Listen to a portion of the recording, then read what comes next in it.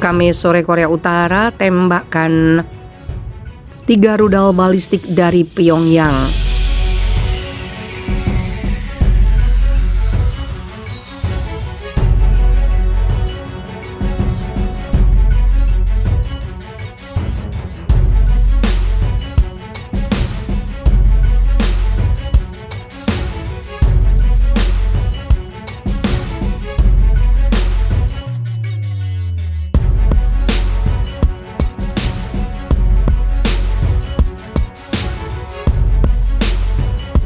Korea Selatan mengatakan Korea Utara menembakkan 3 rudal balistik jarak pendek ke arah laut pada Kamis 12 Mei dalam rangkaian demonstrasi senjata terbaru tahun ini.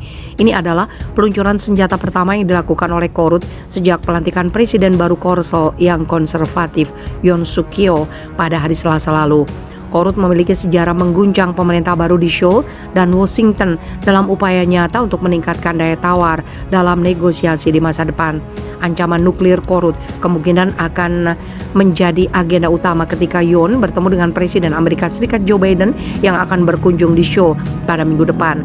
Korsel dan Jepang merilis rincian penerbangan serupa dengan mengatakan senjata itu menempuh jarak sekitar 350 sampai 360 km pada ketinggian maksimum 90 sampai 100 km. Baik Korsel dan Jepang mengutuk peluncuran dari wilayah ibu kota Korut pada Kamis sore itu. Rudal itu jatuh ke perairan antara pantai timur Korea Utara dan di luar zona ekonomi eksklusif Jepang, kata Menteri Pertahanan Jepang Nobuo Kishi seperti dikutip dari AP. Tidak ada laporan kerusakan pesawat atau kapal akibat peluncuran rudal balistik itu. Militer Korsel mengatakan pihaknya meningkatkan kesiapan dan pengawasannya sambil mempertahankan koordinasi yang erat dengan Amerika Serikat. Korsel meminta Korut untuk segera menghentikan penembakan misilnya yang terus terjadi berulang kali. Sebuah pernyataan yang dikeluarkan setelah pertemuan yang dipimpin oleh Penasihat Keamanan Nasional Yoon Kim Sung Han mengatakan Korsel akan mencari tindakan praktis dan keras bekerja sama dengan komunitas internasional untuk menanggapi ancaman Korut yang semakin meningkat. Dalam beberapa bulan terakhir, Korut telah melakukan uji coba peluncuran rudal yang oleh para ahli disebut sebagai upaya untuk memodernisasi senjatanya serta menekan Amerika Serikat dan sekutunya untuk menerimanya sebagai negara nuklir dan melonggarkan sanksi. Penembakan rudal terbaru Korea Utara tampak berlebihan untuk apa yang diperlukan untuk menguji dan meningkatkan kemampuan militer, kata Leif Erik Aisley, seorang profesor di Universitas FH di Seoul. Peluncuran itu terlihat seperti unjuk kekuatan setelah rezim Kim secara terbuka mengakui wabah virus corona. Beberapa jam sebelumnya, media pemerintah Korut mengkonfirmasi infeksi COVID-19 pertama di negara itu ketika Kim Jong-un memerintahkan penguncian nasional untuk memperlambat penyebaran virus. Diktator muda Korut itu juga memerintahkan para pejabat untuk memperkuat postur pertahanan negara untuk menghindari kekosongan keamanan. Senjata Korut yang diuji baru-baru ini termasuk berbagai rudal berkemampuan nuklir yang berpotensi mencapai Korsel Jepang atau mampu menjangkau seluruh daratan Amerika Serikat. Dewan Keamanan PBB biasanya memberlakukan sanksi hukuman terhadap Korut setelah melakukan uji coba nuklir dan rudal jarak jauh, tapi itu tidak terjadi pada bulan Maret lalu karena anggota pemegang hak veto terpecah atas perang Rusia di Ukraina. Sabtu lalu, Korsel mendeteksi peluncuran rudal balistik Korut yang kemungkinan diluncurkan dari kapal selam. Tes pertama sejak Oktober lalu, ada juga tanda-tanda bahwa Korut sedang bersiap untuk melakukan uji coba nuklir pertamanya dalam hampir 5 tahun di tempat uji coba terpencil di timur lautnya.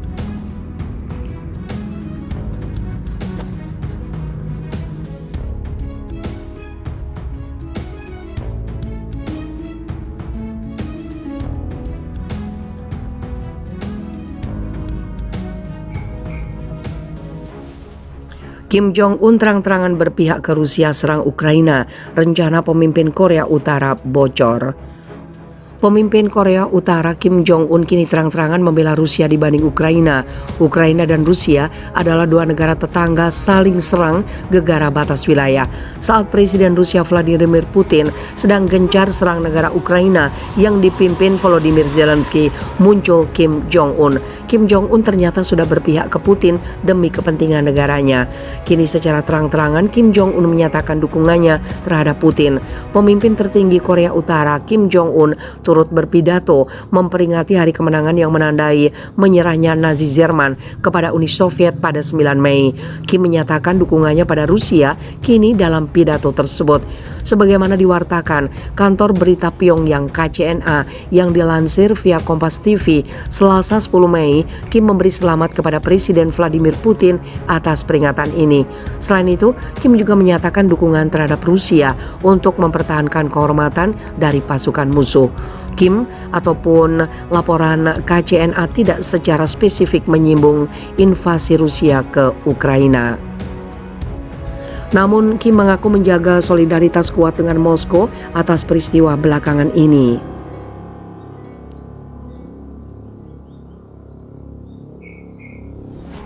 Kim dilaporkan menyebut upaya Rusia belakangan ini adalah untuk menumpas ancaman militer dan politik dan intimidasi untuk pasukan musuh serta untuk menjaga kehormatan negara Rusia.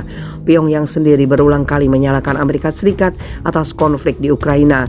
Korea Utara menuduh kebijakan hegemonis yang dipimpin Washington mengancam stabilitas dan keamanan global. Invasi Rusia ke Ukraina membuat Dewan Keamanan Perserikatan Bangsa-Bangsa terpecah mengingat Moskow punya hak veto di sana. Hal tersebut dianggap menimbulkan situasi tepat bagi rezim Kim Jong-un mempercepat program senjata Korea Utara. Sepanjang 2022, Pyongyang meningkatkan uji coba senjata telah 15 kali menggelar tes rudal sejauh ini. Inilah negara sekutu Rusia. Jika negara barat secara terang-terangan berikan dukungan terhadap Ukraina menghadapi Rusia, sebagian besar sekutu Rusia dan negara lainnya biasanya berusaha untuk tetap netral. Namun ada beberapa negara yang memiliki hubungan dekat dengan Moskow masih sepenuhnya mendukung Presiden Rusia Vladimir Putin. Jika barat memiliki NATO, maka Rusia juga memiliki aliansi pertahanannya yang disebut CSTO, seperti yang dilaporkan The Washington Post.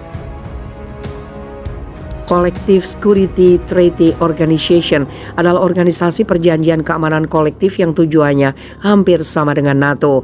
CSTO beranggotakan 6 negara, Rusia, Armenia, Belarus, Kazakhstan, Kirgistan, dan Tajikistan.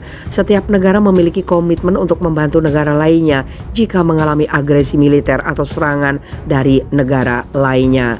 Perjanjian keamanan kolektif dimulai dengan ditandatangani pada tahun 1992 sebagai tindak lanjut dari Persemakmuran Negara-Negara Merdeka yang dibentuk setelah Uni Soviet bubar.